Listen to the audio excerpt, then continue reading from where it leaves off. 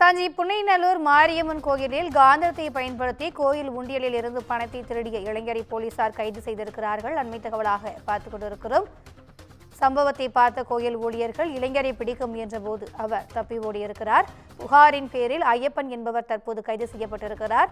திருட்டு சம்பவம் தொடர்பான சிசிடிவி காட்சிகள் தற்போது இணையத்தில் வைரலாகி வருகிறது. இது குறித்த கூடுதல் விவரங்களை எமது செய்தியாளர் சரவணன் வழங்க கேட்கலாம். வணக்கம் சரவணன், இது குறித்தான கூடுதல் விவரங்கள். வணக்கம். தஞ்சை புன்னைநல்லூர் மாரியம்மன் கோவிலில் உண்டியல் இளைஞர் ஒருவர் காந்தம் பயன்படுத்தி திருட்டு சம்பவத்தில் ஈடுபட்ட வீடியோ தற்போது சிசிடிவி காட்சி வெளியாகியுள்ளது. ஏடிஎம் இயந்திரத்தில் கார்டு போட்டு பணம் எடுப்பது போன்று காந்தத்தையும் உண்டியலில் விட்டு சில்லறைகளை திருடிய வாலிபர் தஞ்சையில் செயல்பட்டு வந்துள்ளார். இதனால் தஞ்சையில் பிரசித்தி பெற்ற புன்னைநல்லூர் மாரியம்மன் கோவில் கும்பாபிஷேகம் 21 ஆண்டுகளுக்கு பிறகு கடந்த 10ஆம் தேதி தான் நடைபெற்று வந்தது.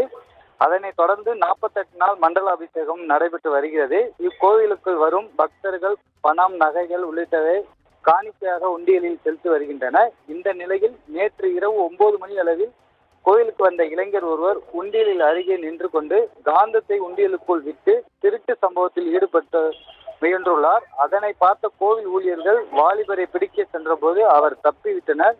இதை குறித்து காவல் நிலையத்தில் அளித்த புகாரின் பேரில் கோயிலுக்கு வந்த காவல்துறையினர் சிசிடிவி பதிவுகளை வைத்து மேற்கொண்டு விசாரணை நடத்தி வருகின்றனர். தஞ்சை மாவட்டம் கபிஸ்தலம் கங்காபுரம் மேலத்தெருவை சேர்ந்த ஐயப்பன் என்பவரும் கைது செய்து விசாரணை நடத்தி வருகின்றனர். இந்த சம்பவம் குறித்து சிசிடிவி காட்சி தற்போது சமூக வலைதளங்களில் பரவி வருகின்றன. பொதுமக்களும் இப்படி போல் ஒரு காட்சி அளிக்க வேதனைக்குரியதாக தெரிவிக்கின்றனர். கூடுதல் விவரங்களுக்கு நன்றி சரவணன்.